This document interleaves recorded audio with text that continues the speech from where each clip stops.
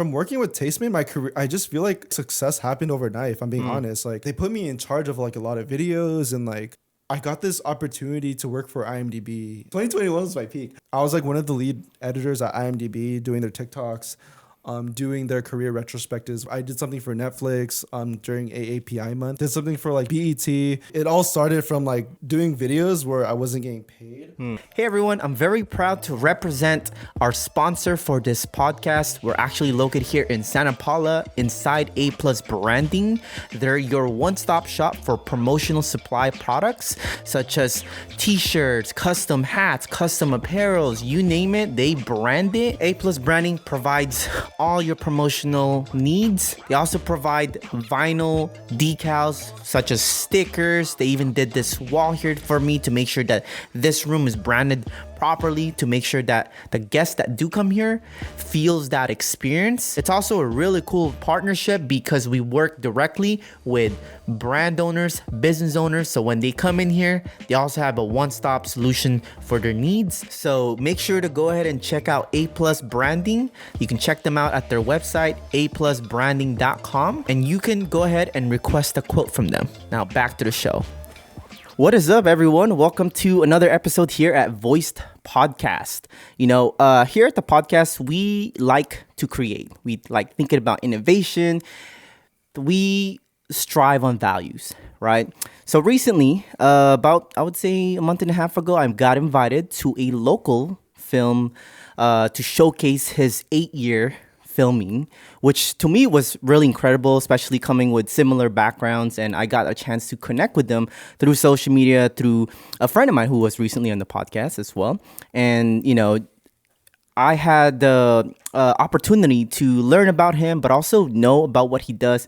And I just know, oh, this guy had to be on the podcast as well. So I'm really excited for you to be on the podcast here, Gerard. You know, coming from a videographer, I'm not, just so you know, I don't have any background in videography, right? I started because I wanted to do podcasts. Then I was forced to learn, oh, okay, how do I promote this? Oh, I got to do video. So then understanding the scope and from where that came, you know, it's a difficult challenge, man. You know, so, you know, I just want to give that kudos to you. You're going to give a little bit of background about how you started and everything. So for all of our listeners, just to start off, let's start with your story. How did you get started with where you're, or let's talk about who you are and what you do right now. Cool. Yeah, man. First off, thank you so much for letting me be here. That was a really great introduction. That was like no hesitation, no stuttering whatsoever. So props to you, man.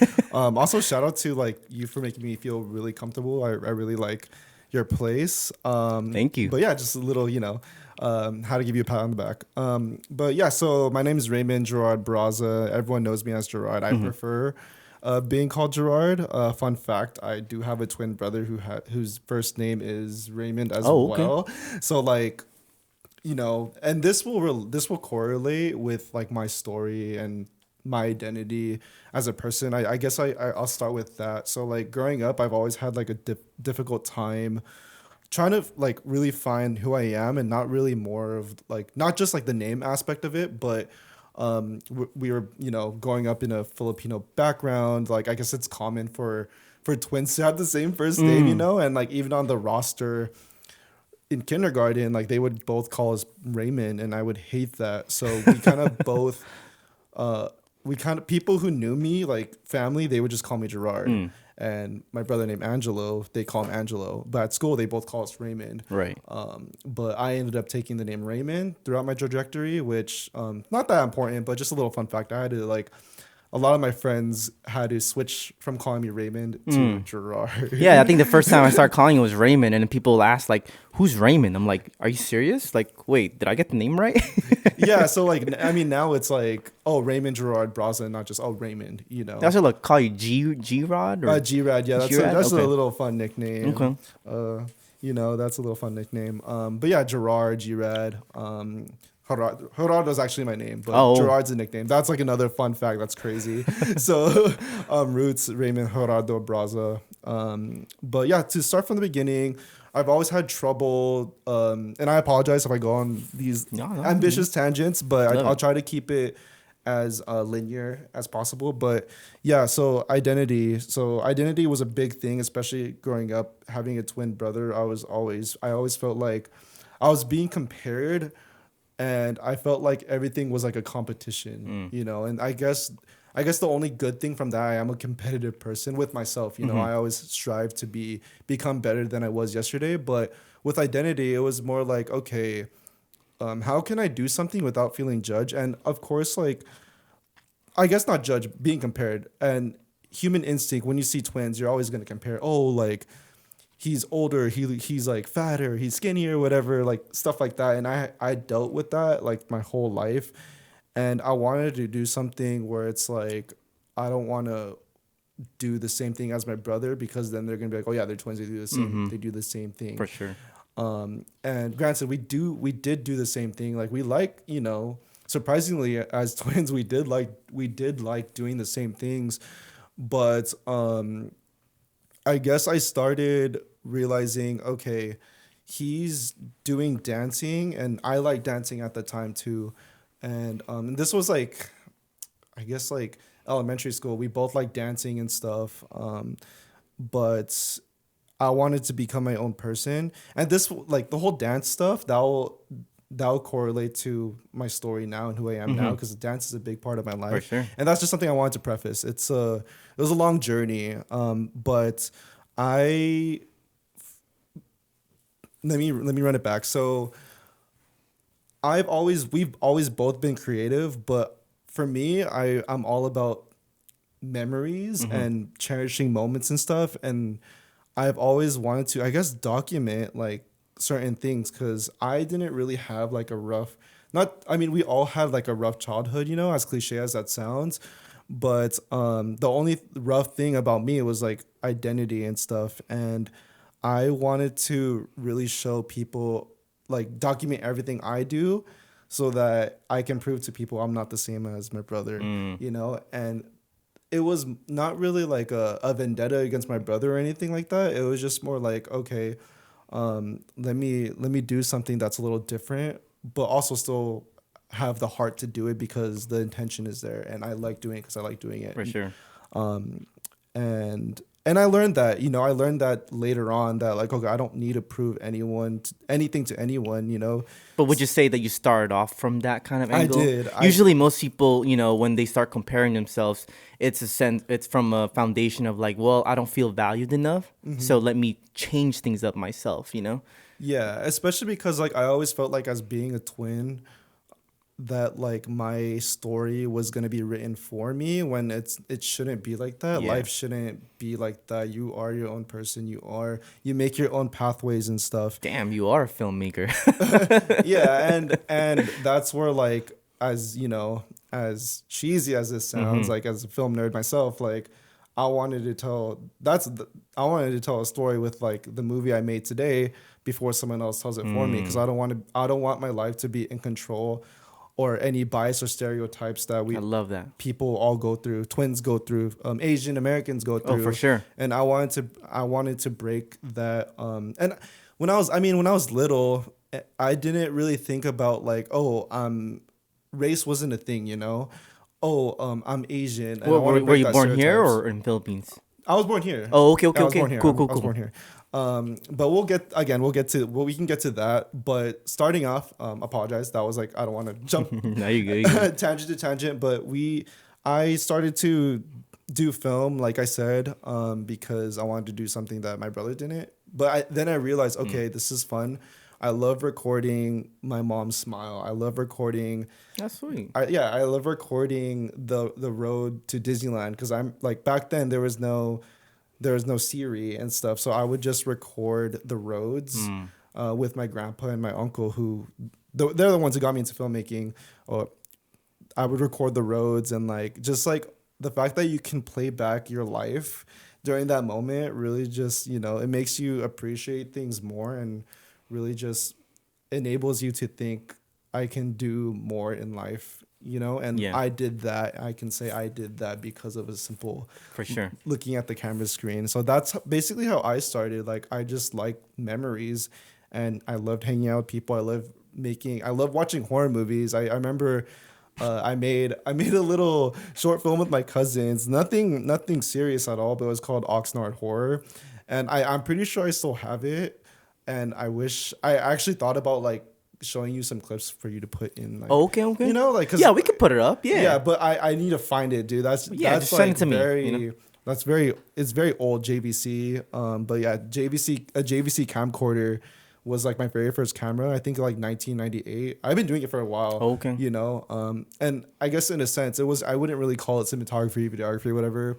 I was just a kid who just loved recording memories. Nice. And that was my roots of why I became a filmmaker. That's awesome, man. That's awesome, and you know, it's interesting too because I've spoken to a lot of creators, and usually a lot of those passion and inspiration to create comes from starting and picking up something that they never thought that they could create, and then that amplifies down their career path. Now, for yourself, as you were growing up, you know, getting a hold of the camera, because I recently learned the past 3-4 years I love to document too. I don't care about how it looks. I just want to look at it back and say, oh, damn, that was pretty cool. Or I accomplished that. You know, you'll have a sense of like in the past before social media became a thing, right? We had VHS, right? And I remember just doing that. I just loved like having that, you know, memories to treasure, you know, so I can totally resonate with you in that. So as time progressed and you became more an adult, and did you already pursue getting into film, or like how did your career path transcribe throughout your lifestyle? Yeah, so like I said earlier, growing up, I mean, I didn't say it earlier, but I guess I'll bring it up now. But growing up in a Filipino household, or even like being Asian American, like film, anything creative is very frowned upon. Yeah.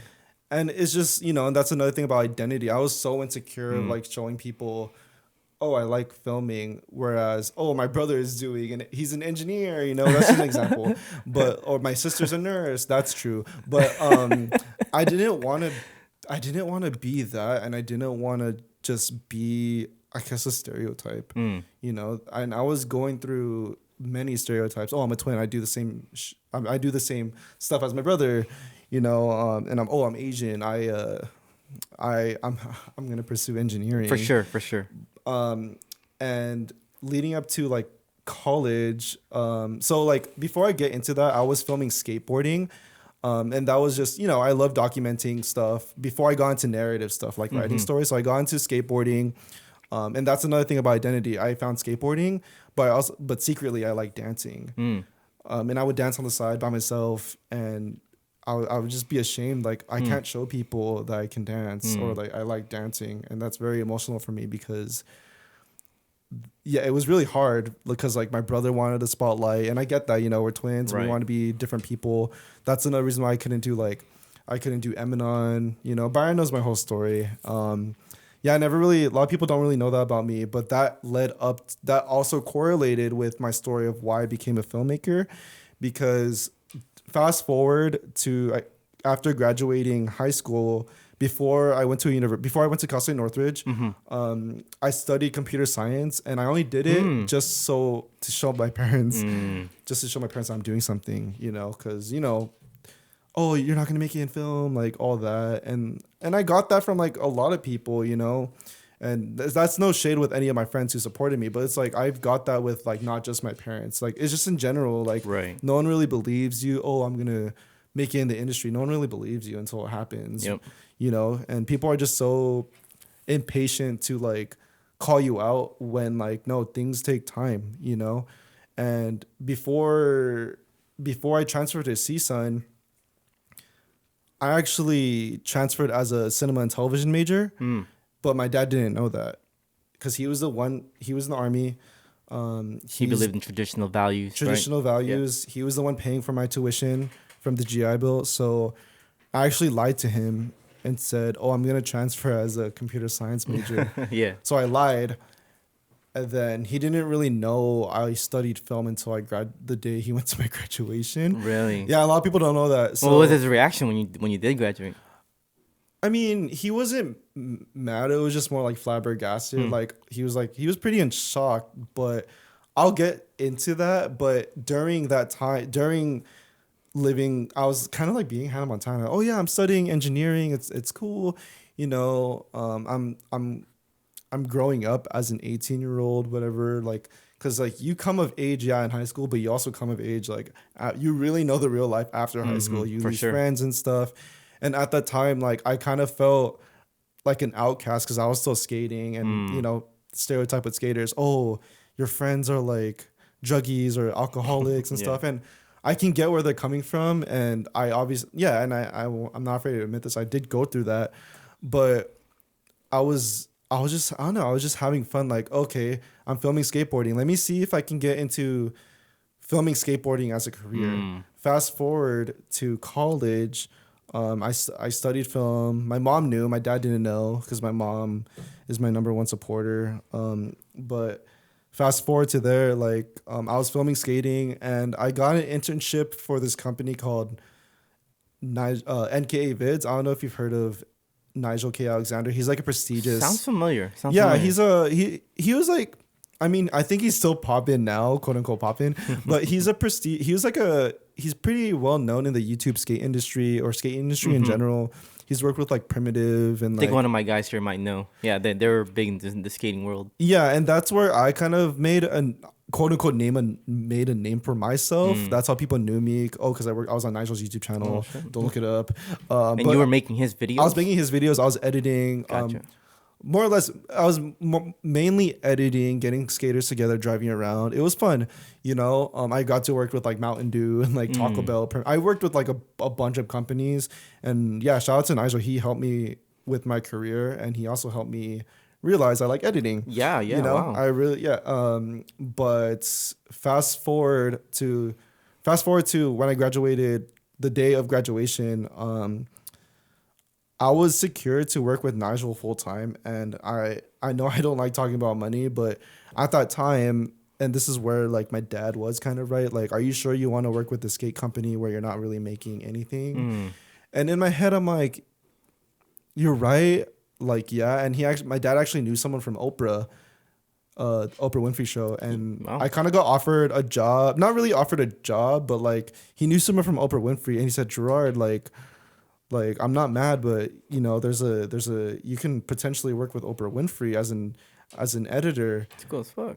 And at that time, like I didn't have any, like really that much experience with editing, like compared to myself now. Like no, like I wasn't confident. I was just being truthful and honest. I wasn't thinking about the paycheck, and I was 23. I was in my early 20s, and yeah, you know, I could have like, quote unquote, not grew up, but I could have like stepped into adult life quicker with a 9-to-5 job, like right away, but I didn't. You know, I wanted. So you declined it. I declined it, and that's my whole mindset of like risk versus reward. Like, am I willing to risk something to get a bigger outcome? And I did. You know, and yeah, it was hard. I didn't like. It was hard financially. You know, I know I don't like talking about money, but I'll just be open about it. Like. Working in the skate industry is like you can't really make anything off that, you know. And at that time, I was still living. I moved back to Oxnard. You mean through skating?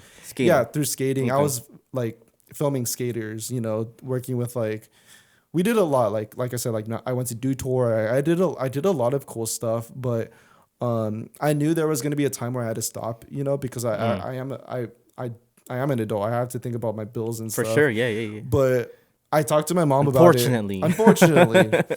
I talked to my mom about it. Hey, can I like move back? Because I didn't really know what I wanted to. I knew I wanted to do filmmaking and stuff, but I didn't really know the right way to do it. I know, and don't get me wrong, there's really no right way to do things at all. You know, you just got to know your gut. And I had a gut feeling that I chose the right decision. But I spoke to my mom about it. Can I move back to Oxnard, stay here for like a year, whatever, or stay here as long as I like pay rent, whatever. Where were you going before or living? I lived in Northridge. Northridge for school, right? Yeah, for school. And then I moved to Long Beach to work with Nigel. Okay. But being in Long Beach, no offense to Long Beach, it was a little transition that I didn't want to succumb to because like my living situation, which I'm not going to go too deep in it wasn't really great. I don't know. I wasn't feeling it. So I told Nigel, can I just work as an editor and work from home? And I did that, you know, I loved it. Worked with them for 2 years. And then maybe like to fast forward, I found this ad, I think on Craigslist. I was, 24. A year later, I was 24. And there's this company I did not want to name drop this company, but I'll name it. They're not gonna see this name, called SMARTfit Inc. I don't know if you've heard of it, but it's a brain rehabilitation company where they do like brain training and stuff, and they're looking for like a videographer, an editor, or video marketing director. And I was like, okay, let's see. I don't have experience. All I know is like I've just shot videos for like Mountain Dew, whatever. Let me see. Because I don't want to, because right now I need to think about the money, and not just have fun. And at that time I'm like, okay, now it's time to grow up and let me actually help pay rent. But I saw this ad on Craigslist, got interviewed, whatever. Super cool. Shout out Brad. He's still my homie today who interviewed me. I got it, worked there full time and started making money, like started being an adult, paying rent, paying all my bills and stuff. And then I'm like, okay, I'm making money. Yeah, I should be saving this, but I want to be a filmmaker. So I saved up a lot of money to buy a Sony A7S II. And I made my first short film called Wayward Nature. A lot of people don't. I try not to like bring it up because thinking about it now, it's like not as good as what I'm doing now, but it's okay. That was my first baby. That was my first step into the real world of professional filmmaking, whatever. So yeah, I saved up like, I saved up like maybe like $15,000, and I spent all that on camera equipment and my kudos film. to you, man. Yeah, thank you. Yeah, I'm not really like, a lot of people don't know that, but yeah, I made my first film, funded everything. I mean, my setup. I mean, if I'm counting all this, is probably under 10,000.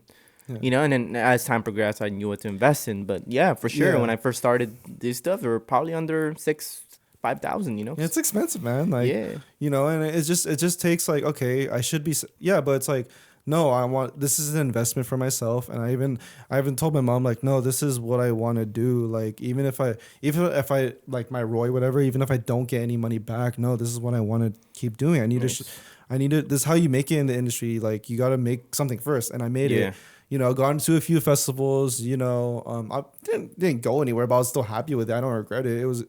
I got to learn how to direct actors, screenwriting, which I learned in college, but I got a sense of running everything not on my own. Shout out to like Ernie and my producer Marissa, who I still work with today, my Wayward Nature fan. But I got Shout out Raver Nation. I got a like a kick of how making a film works. I'm like, okay, I want to do this.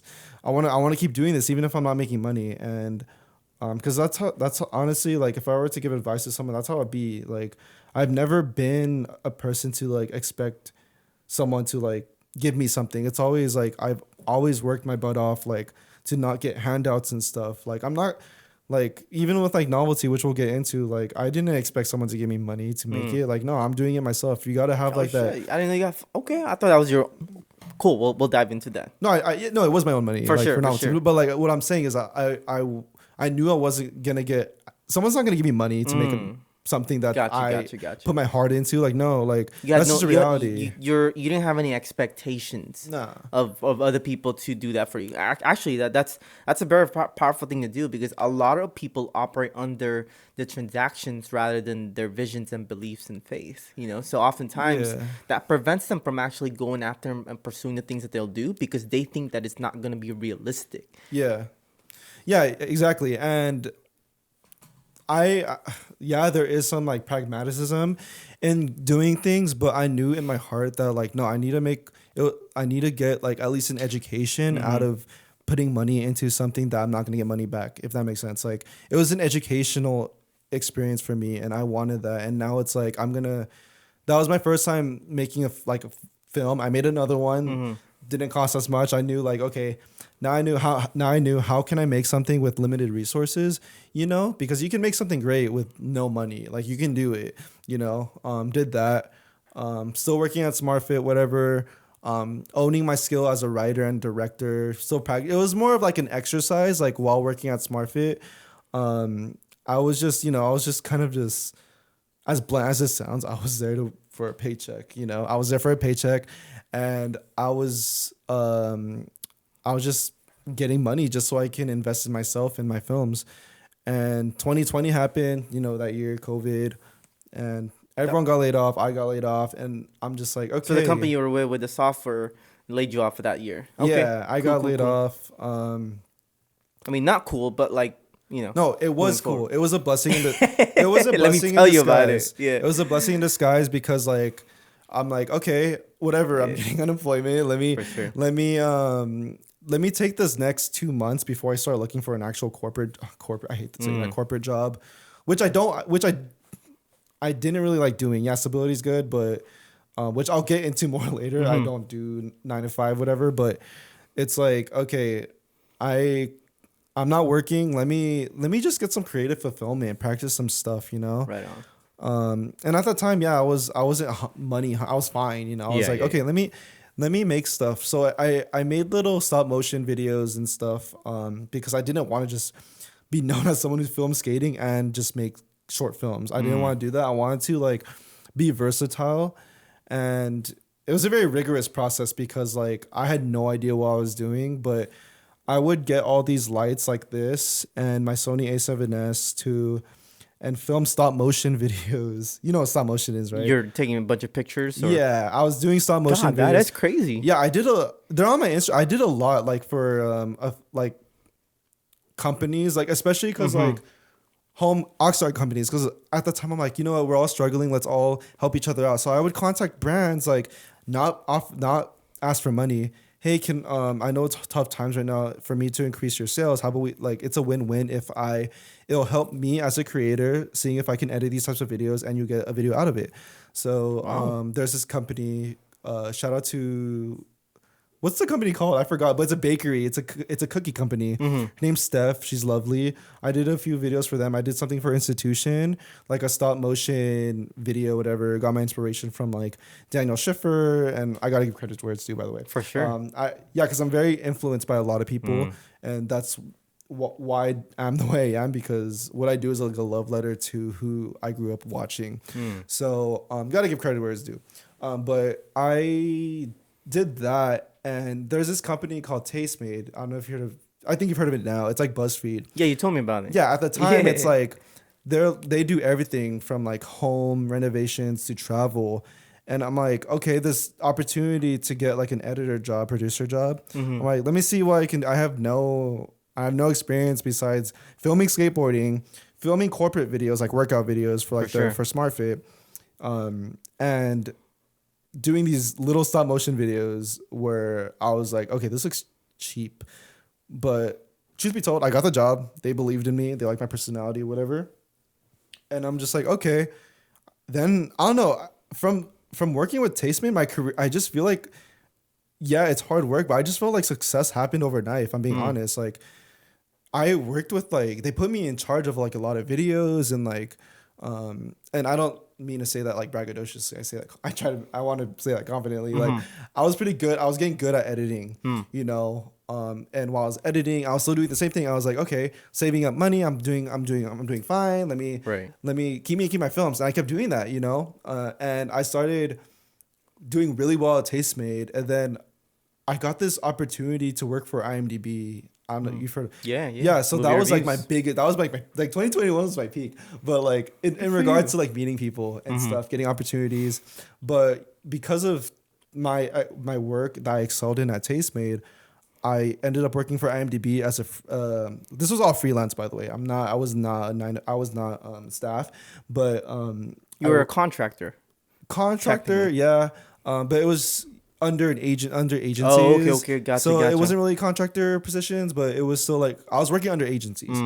So I worked under 2 agencies. I in entertainment, I had like a manager and stuff, which was crazy to me. I did not think that would happen, but I did that, and then I was like one of the lead editors at IMDb, doing their TikToks, doing their career retrospectives, which means getting actors like portfolios and getting clips from movies to summarize what they did in a whole career path in a social media video in like a 1 minute essay. It was not easy, but I loved it because that's where like I excelled in. I love movies, and that's where I got my knowledge from IMDb, and Tastemade. And bro, like since then, like I just didn't stop, you know. Yeah, things slowed down and stuff, but I just didn't stop. Like I worked with so many. I did something for Netflix during AAPI month, which is AAPI month. It's big, yeah. It's already next month.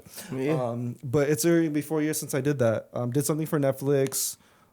Did something for like BET. I BET. Did a bunch of stuff because of the fact that I was willing to do the stop motion video. It all started from like doing videos where I wasn't getting paid or I wasn't getting paid at all, you know. Yeah. Like because to be honest, I did not get any money from skating, and because I took that risk, it made me get a reel, you know. Yeah, it put you in a good position. It put me in a good position, you know, and it put me in a great position at that time. It put me in a great position. Thank you. And I just, to be honest, I felt invincible, but I wasn't gonna get complacent.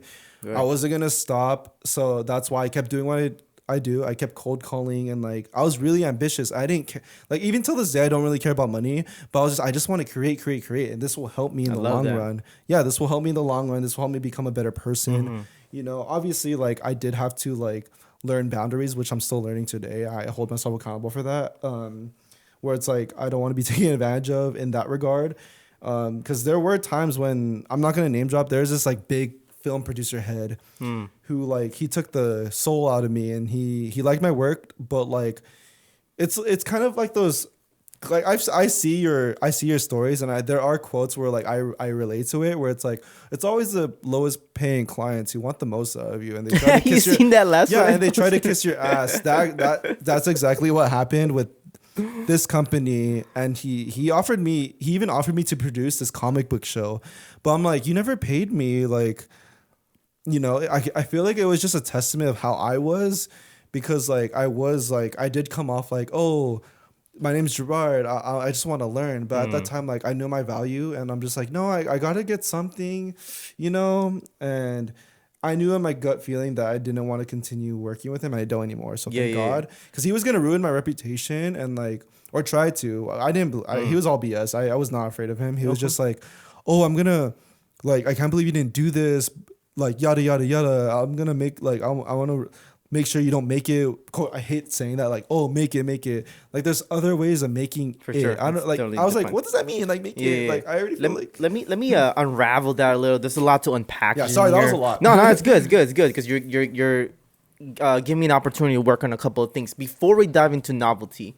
Right? There's also a couple of people that are trying to get into film or are already in film, but you've achieved so much to be able to, you know, tap into big companies like what you mentioned, you know, to name a few, right? You mentioned, and you've catapulted into multiple companies to work with them to become a renowned, like, you know, filmmaker, editor, shit, I don't even know what else to title you, right? So just, I mean, going back into that, right? When COVID hit, you said you started to offer stop motion video. What was your thought process going through at that time? Were you just looking to create? So that was it. Purely looking to create let's talk and get about better at what I do. Gotcha. And then did you strategically know that by offering free videos, you would get the attention that you probably most people wouldn't be able to acquire? To be honest, yes. I knew.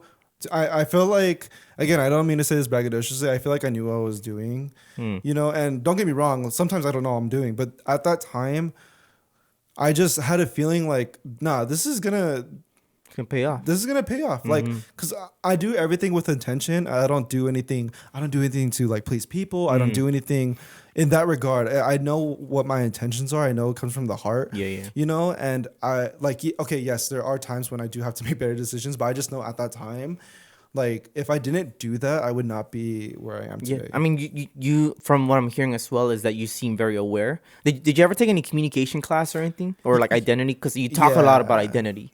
I did. I didn't by no means. I didn't major in communication. I guess the closest thing is like mass media communication. Yeah, usually that's when they start talking about identity, or maybe psychology or sociology. That's when you start talking about that. Yeah. So, anyways, going back into that, you understand that if you put in free work, not only will you be able to acquire the skill set, right, but you would also be able to get in front of these large companies. Yeah, and that's, I guess, to answer your question, like, it's okay to ask for money when I feel like when you know your worth, because I didn't know my value at that time. But also a lot of people don't understand that, you know, they don't get to define what value is. Yeah. You know, like the person that you're trying to get paid, or the organization or the group of people that you're trying to get paid from, they don't see you as value until you can prove it or have some sort of repertoire, right? Yeah. So often, you know, a lot of people who are getting started, or people who are even, let's just talk about like content creators, right? People who are trying to become like freelancers. Like my little brother, before he blew up and was able to get paid by companies, he was under the same assumption that, yes, we're not going to get paid for right now, but he would rather build the skills, insights, and experience and connections in order for him to get paid. And a lot of people don't have that foundation, you know, and especially in the creator world, right? Like people just want to blow up. They want to be famous. They want to be recognized. But oftentimes they don't have the intention that you mentioned, that I want to provide for people. Would you say you're, you know, you didn't take any business or marketing class, or you probably didn't listen to, were you always into that, or have you ever been into it, or as far as like understanding how to create valuable transactions? No, I guess it just all stems from personality. Like, I feel like anyone can learn business as long as you're like not a dick to people. I don't know, as simple as that. I was gonna mention, the reason why I mentioned is because we both come from a Filipino background, right? We understand that like value has to be reciprocal, right? It can't just be a one way. Like I do something for you, you do something for me. You know, that's how family is made. Like we build reciprocal value. We give unconditional love, right? Would you say that's something that like your parents kind of taught down on you, or is that something you acquired along the way? I guess I've always been like that. Like for me, sometimes this is bad, but I somewhat beg to differ. Never really, quote unquote, like never make any business transactions, like never make an emotional investment in people. But I'm not like that. I'm more like I don't want it to be transactional. I never want it to be. Like if it does, that's the second step For sure. That's not my first Yeah, step. yeah. You have to know what value you actually provide first, and the only way you can do that is to give enough first out there, right? Yeah. So all right. So I want to fast forward a little bit and when you built that like momentum for yourself, right? Like, was there, because usually a lot of creators that I know are quiet. They're reserved. They're very quiet. You know, they're thoughtful, but like they just don't have the ability to put themselves out. Like I would agree that even if you had the best work, Gerard, and someone knew about it, but because you didn't speak up, no one would know about it. So talk to us about how you got connected with like the right people in order for you to like elevate. Like, was it just, you mentioned because they like your personality? I think there was a lot more. Yeah, of course. It's never just that, but that's always like my starting point. For sure. Like, I don't know, I just like meeting people and stuff, crack a joke here and there. Yeah, you're very sociable. Yeah, which is crazy because I was never like that growing up, you know, as a twin. I was never, because I was always insecure, but I grew out of that. I feel like I'm way better now, but like now it's like, no, I like talking to people because conversations like need to be made, whether the conversations turn into, I feel like any conversation will always turn into something good. Even if it turns into something bad, you're going to get something out of it, you know? And I've just always been like that. I've always been like, okay, because I never want to come off, and this is just a personal thing, I never want to come off as if I'm just hungry for money, you know? Same here. Like I don't know. I just like meeting people, and like, if it works out, it works out. If it doesn't, it doesn't. It's all trial and error. But I've just always been that type of person where I guess I facilitate selfless acts, you know, and I just always been like that. Yeah, I think I mean, from my experience, I think most Filipinos are raised that way. Yeah, especially right? growing up in poverty, you know, I can say that I grew up in poverty. My parents came from the Philippines. My mom came from the Philippines. I'm not gonna talk about my dad, but it's a whole nother thing. But it's just I was never handed anything nice. You know, I never faked it till I make it. It was just more like, okay, if I'm gonna make it out of these trenches, let me not expect anything. Yeah, you know, let me not expect handouts. Let me just work my butt off and like have that risk and reward mindset. That's awesome. Even if I'm not making a lot of money, That's because awesome. yeah, money is a thing, you know. But for me, like in the long run, I feel like money will just it comes and goes. It'll always be there. You know the best thing I've learned. But relationships won't for always sure. be. I do notice that you value relationships and experience a lot. Yeah. What I will say is that the best thing I learned about money recently, it's someone told me, a mentor told me, it's a way to keep score. Mm-hmm. Right. And wow, it's I like that. wow, that was like, I mean, I thought I've detached my way of thinking of what money is or what it means to me, but I mentioned it's a way to keep score. So it doesn't define who you are, whether you don't make enough money or not. It just means that's where you currently are. If we're playing it, like I like to see life as a game. I've always been a big gamer when I was young, right? For me, like I've always liked the idea of having to acquire new skills or get to the next level, right? So every time I'm learning something or meeting someone new or something that allows me to pivot towards that direction, I'm like, damn, I leveled up. Yeah, You know? yeah, and 100% for sure. I like that. Let's talk a little bit onto your film Novelty. So I had the experience to experience it. I've never been invited to something like that, so thank you. I'm very grateful. Of course. Me, Josie, and Rix. He was supposed to be here and help out with the podcast stuff, but and Josie had to leave. But we enjoyed it. You know, I liked how you incorporate, a lot of your creativity. I'm not gonna talk a lot about it, so I'll let eventually, you'll be able to talk about what you can. For me, it wasn't my tradition movie. I like Marvel. I like action movies. I like the hero movie. This one was different. Talk to us a little about how this came about. I mean, 8 years. Like, how did that even come into fruition? So like I said earlier, if I'm doing something for money, I'm gonna use that money to fund my films, whatever. And I was like, so in 2016, when I was working with Nigel was sponsored by GoPro. I was doing stuff for GoPro, Right. and I was like, oh, I wanna see if we can get dancing in there, like let me get a dance sponsorship. Like I can film dancing Because that was a time also you were discovering that was a part of you. Yeah. Would Well, you it was at that time it was still a part of me. I just no one really knew about that. But Gotcha. I did like tell Nigel, like I opened up to him, hey, dance has always been a part of my life, and I love film. I love shooting stuff. Don't get me wrong, I don't like shooting now. I don't like physically holding a camera now. But like back, I don't like doing that anymore. Interesting. But, now it's like now in 2016. At the time, I loved doing it. I love documenting skating, and Nigel Gerard, like I guess it was like spontaneous. Gerard, you can get sponsored by GoPro. You just have to like show them what's up and like something new. In my head, I'm like, okay, dance, because GoPro's never really been utilized with dance. So I thought to myself, let me write something, but also make it where it's like a documentary, like dancing, whatever, or like a dance epic, Right. Dancing in different locations. Where dance, yes, we use it as a narrative device, but the main focus was how I filmed it with the GoPro, and I did that, or I tried to do. So that. wait, back to that. How did you use how you shot it as a way to tell the story? I mean, I was gonna, in the DVD of Novelty, I'm gonna show it. I don't want to say too much, but I use GoPro differently than other people like would never have thought of. It was pretty unique. And Damn, I say that confidently. I'm a little frustrated now that I can't dive into it yet. Yeah, no, it's okay. A lot of people don't know. Like Yeah. Isaac, you probably did not know that, huh? Like a lot of people don't know that. So that's why Novelty is such a big deal to me. It's rooted from the GoPro thing. A lot of people didn't know that. A few people knew, but not a lot. But I realized, this was before I made my first film, by the way. I realized, okay, I can't do anything. I can't do all of this by myself. It was hard. I was doing everything by myself. So I was wearing multiple hats. And it was just I guess I didn't necessarily fail. I just learned. I like to put it in that perspective. It just didn't happen.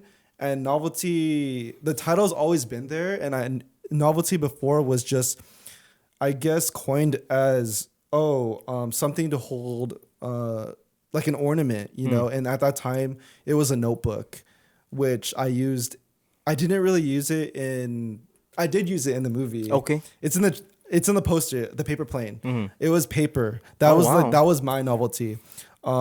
in the original film, they would write like how they felt or what they want to do when they grow up. Now you see, because you saw the movie. Yeah. 8 years later, man, like I did Wow. it, but not with GoPro. I just had to, yeah. So the whole 8 years, it was always in the back burner. But I had life, I was focused on other things. But 2020, during COVID, I brought it back. Wrote a script, showed it to Byron. COVID happened, we couldn't shoot it. Fast forward now. As simple as that. It was hard, like, it was also hard, like, also funding it. Like, I knew it was just hard, like, saving a lot of money. And at the time, I'm just like, okay, am I really going to take out this? I'm not going to say the amount, but it's a lot. Hefty amount of my savings, And I did, it was worth it. Like, you saw, like, it was worth it. I didn't want to, like, yes, I'm a strong advocate for people not spending money, and you can make something great with little money. But it was a personal thing. I wanted to. It's your craft. It's your my baby. Craft, and I wanted to heighten the professionalism. Love it. On screen by a lot, and I can say that this was my magnum opus, and putting a lot of money, it just made things better, and I say that honestly, but you don't always need to do that, I just wanted to do that because I've worked my way up doing so many short films that I wanted this to be my magnum opus and show people, okay, the other ones were my mixtapes. This was my first album, as cheesy as it is, and I think it paid. I think it paid off, and we're still going through like the festival run through right now. But right now, people are just seeing it and stuff. But a lot of people don't know my story, and I feel I'm really thankful that you asked me to be a part of this, and I get to talk about it. Yeah. So that's how novelty came in. That's awesome. I mean, shit. I hope where it's going right now. Are you able to talk a little bit about where it's headed right now? I can talk about that. So I applied to a lot of festivals, and we got into all of them. Nice. Two. Okay. I got notifications from 2 festivals. Indie Short Fest, which I'm not gonna dive deep into the definition of a feature and a short. The distinction's very subjective. Gotcha. But and then there's Indie X Films, which we Indie Short Fest, we got nominated for best cast, and I couldn't have done that without Byron and. He did get some good talent in there. Yeah, I was so amazed. I'm not going to talk about it. Let's just say if you were in there and you watch that part, that's what you would look forward for. Yeah, especially because like the film is very emotional. And a lot of stuff in the film happened to me. So everything I do is intentional, and I want every film. I feel like every film is good objectively from the creator. If something you put in is personal, you got to be hyperactive in telling your life somehow, or like telling your truth. And the film, the quote is "Tell your story," and this is my story. So, love that. That's your story. Cool, man. Well, I'm looking forward to see how that progresses for yourself and your actors, and where this film can take you. So I'm keeping an eye on it. I'm definitely looking forward to seeing how, especially coming here from our hometown. Yeah. Let's talk about your company. Yeah, I was gonna bring that up actually. Yeah, I was gonna say, like, how did RGB company? I mean, it obviously stands for your my name, initials. Yeah. Like what transpired for that? So I wanted to create something where it's like a collective. RGB does not mean myself. Just myself. That's why "and company" means "and my people." For sure. So I wanted to create a collective where it's like we kind of showcase our skills, and it ended up being a production company. But because of the momentum I was getting, when I lived out in Woodland Hills, I moved back, by the way, which we can get into that later. But the momentum I was getting, clientele and stuff, I'm like, okay, like. All these budgets I'm getting, I don't want it to be on my personal. Yeah. So you were smart about it. Okay. Yeah, it was more of like a business. Yeah, no, that's smart. That's smart. Yeah, but it's also like, okay, I don't want to come up and be like, oh yeah, I'm a production company. It's not like that with me. This is my family. And this is just more of a business strategic move. Yeah, it's a business strategic move. Yeah, and it's actually my 2-year anniversary. Congratulations. tomorrow. No, it was last week, but Okay. the party's on Friday, which I'll invite you to.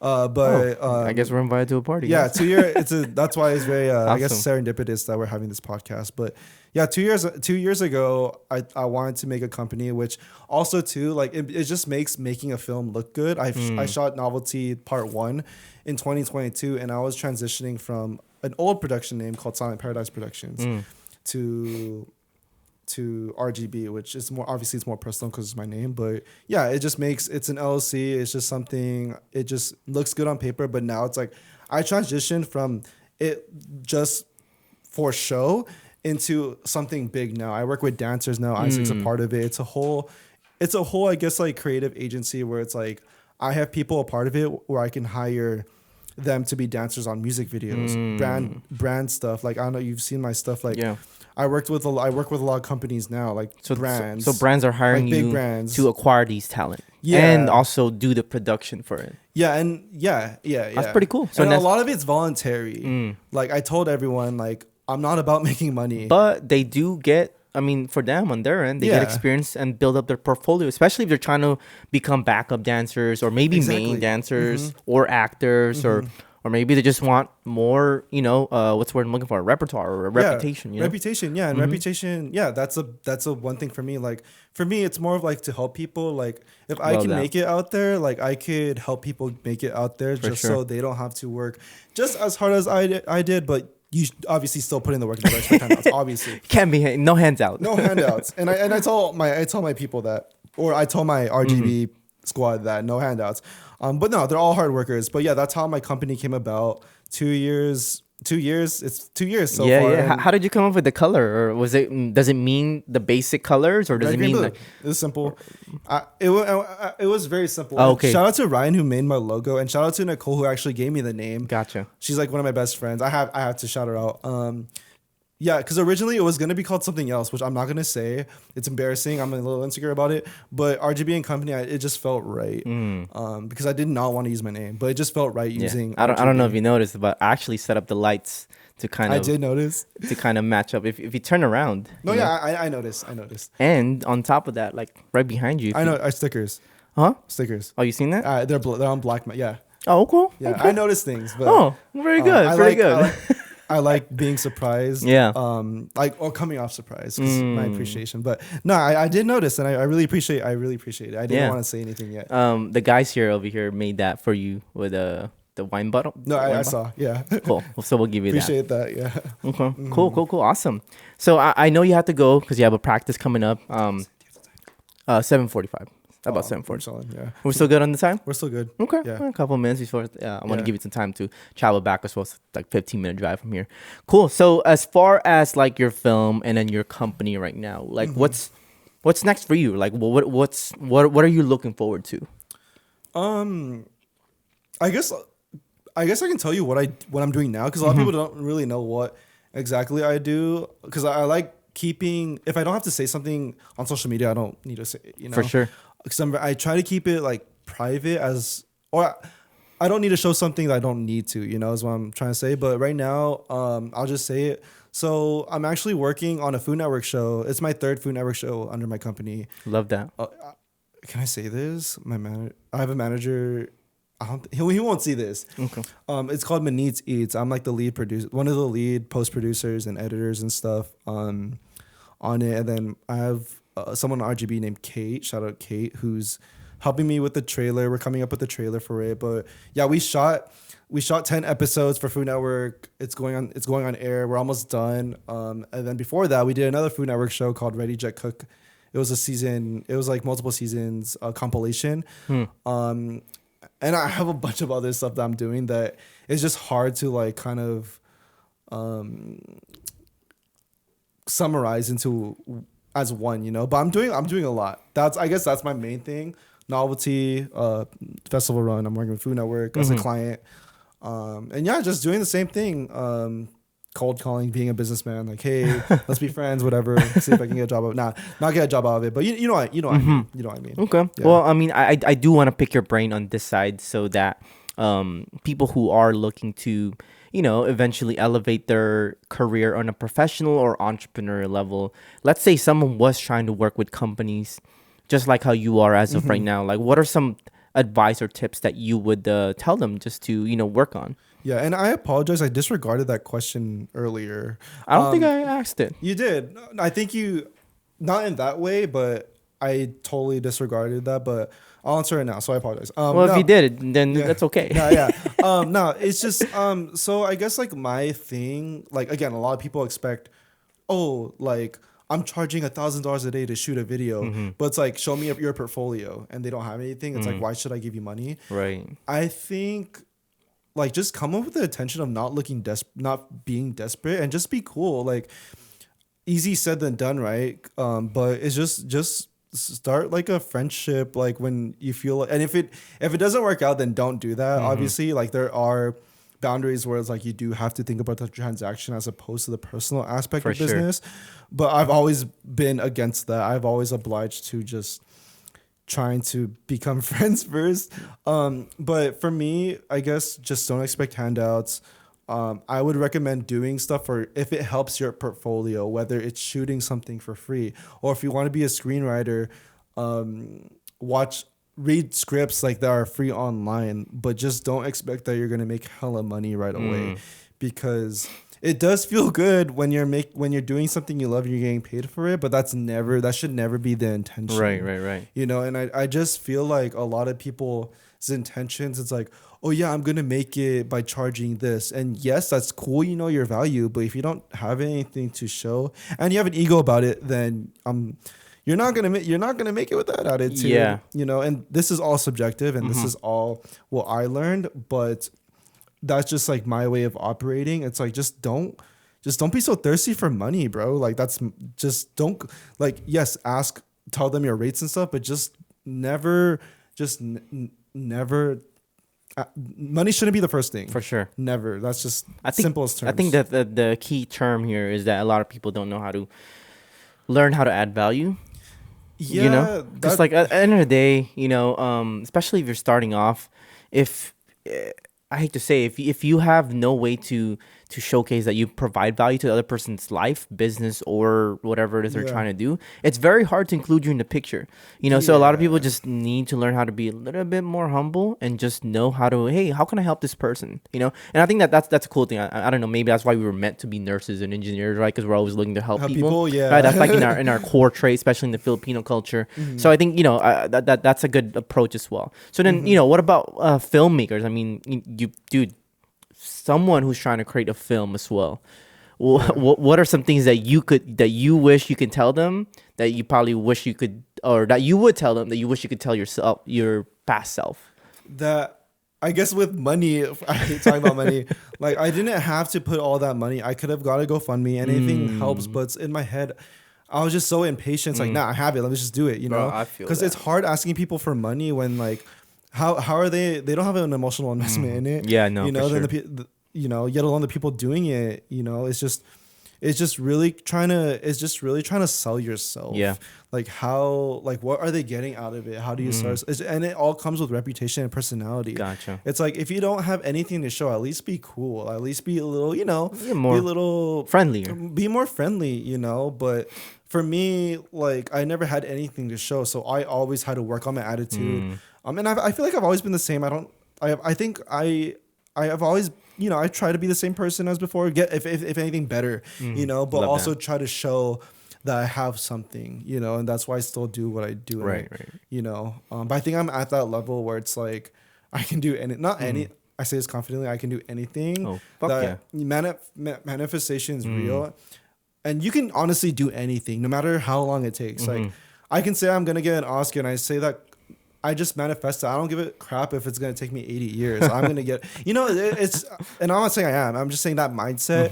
Just have that mindset of like, oh, you're going to get it, just have that mindset, but be humble about it. No, that's going to take years. No, it's not going to happen overnight. If it happens overnight, then it happens overnight. What I'm hearing a lot is through this film is that like, it's a big project and yes, you can fund it yourself, but you can also ask for help. Yeah, and I could have done that. But you can only ask for help if you're a good person, obviously. So I guess if you have to be a good person, learn how to be a good person. No, I'm not. I'm not saying, like, I'm not trying to like define anyone by any means, but it's just like, well, I mean, people are only gonna like you if you're a good person to them. So, right? But you shouldn't care what other people think either. Yes, that's what I mean. 2, don't please people. yeah. Just be a genuine. Just be person. genuine, and that's something like I've tried working on. It's like, no, I'm not doing this to make people like me. No, I'm genuinely. I do my best to not piss people off. Yeah. Not in a way that you want them to like you, but it's just more like, no, like, you be care. reasonable. Be reasonable. Yeah, exactly. Yeah, and that's treat people the way I want to be treated. Yeah, and that's something where it's like you have your boundaries, Like, yeah, you can please someone, but if they're gonna just use you, there's a difference. You're not getting anything out of it, but like being used. Yep. And that's this crappy feeling. And I'm honestly still working on that now. Yep. Same here. Because I care. I just care. My intentions is just I just care, and it's not that I want people to like me. It's just more like I care about that person to be happy and living their own life. But I'm still working on genuine person. Yeah. All right. So I have one main question before transition to ending it off. Mm-hmm. If you can tell yourself one advice to your younger self, what would that be? That being Asian, or whatever part Asian, whatever, or being Asian, you're gonna edit this, right? Can I? Yeah. Okay. Being. I will. Okay. Good. I don't want to make your job harder than it is, because I know editing's hard, but. This is easy for me. being Asian and being a twin doesn't define who I am. I'm my own person, and it took me a while, and I'll say this, I didn't get to talk about it. So the whole dance thing, I didn't join Emanon because my brother wanted the spotlight, and I was very insecure that people were gonna judge me because I look like him. But I'm not like that. I'm not like my brother. And 31 years later, I joined Faction, which is cool, like I get to fill in that void. And I never really joined a dance team because people always saw me as making movies and like skating. But like once people saw me dance, like, dude, you can dance. I'm like, I mean, I like it, and this is where novelty, that's why it's also a big deal, because this was my void, showing people. And I choreographed a lot of the pieces. That was my void of showing that I'm a dancer, but now I'm comfortable. I can and shout out to Byron, bro. Like, Byron, I'm quoting him. Sorry, Byron, if I'm putting you under the bus. Bro, you're a dancer. You have it in you. And it didn't really hit me till like, it's very like, not emotional. Like, I'm not going to cry about it, but it just feels good, Like, I can confidently say like, oh, I'm a dancer, but my career is filmmaking and I love making films, but I love dancing as a hobby, I think you're just a creative person in general. Yeah, I guess I'm just a creative person in general, because I do a lot. I want to do a bunch of shit. Yeah, I used to do gymnastics. Like, I've done a lot. It's so weird. I thought I'm still learning what that creator means to me to this day. I thought, I was just a business person. But as time progressed, I like creating shit with business. I like seeing shit built. Like, I remember literally that's why I like this, because it reminds me of like little Legos, like being built all together. Yeah, and I wanted it to be cute, something playful. Yeah. So that's, as I look back into as a child, I've always loved building shit. I remember I would build cities, I would build little Legos and together, and until I became or increased my self-awareness, I realized, damn, I love to do this shit because I love seeing the process of shit being built. I love helping people out being built at. And I also like, I like that. I really like that. I also feel like I'm a student before I'm a teacher, because I do feel like I am like I can be a mentor, but I like being a beginner. I like starting from scratch and working as a collaborative, saying like, let's work on this, let's figure this out together, let's learn together. And that's how we learn as humans. Like, yes, know your shit, know your value, like, be confident in what you do, but also be humble as, being a student before a teacher. Yeah. Cool. Awesome. Well, thank you for sharing that. I totally resonate with that as well. I'm a big fan of just being a student for everything else, knowing that you don't know everything, or rather you don't know what you don't know. So anyways, tapping back into it or closing it out, for anybody who's looking to connect with you or your company or check out the film, let's give some links for that, and how people can get connected with it. Yeah, I mean, I got a lot of people asking me about like when the film's gonna release.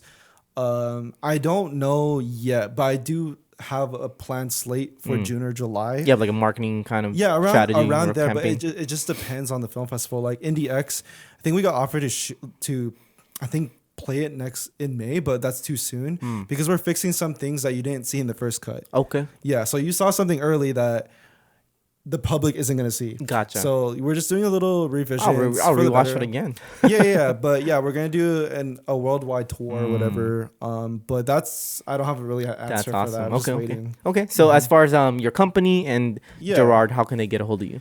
I think people watching this like nowadays, you can just DM me because like I know how complex it might be. Hit me up via email. No, you don't have to do that. Just shoot me a DM. I always open them. I always like respond. So as simple as that. Okay, awesome. All right, well, tapping back, closing it out. Anything else you want to add on before I end the podcast?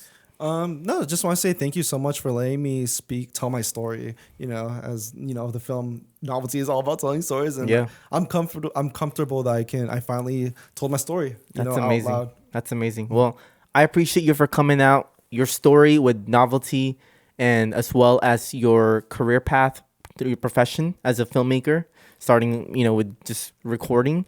I think it's amazing, especially with someone who comes with similar backgrounds in Philippine culture.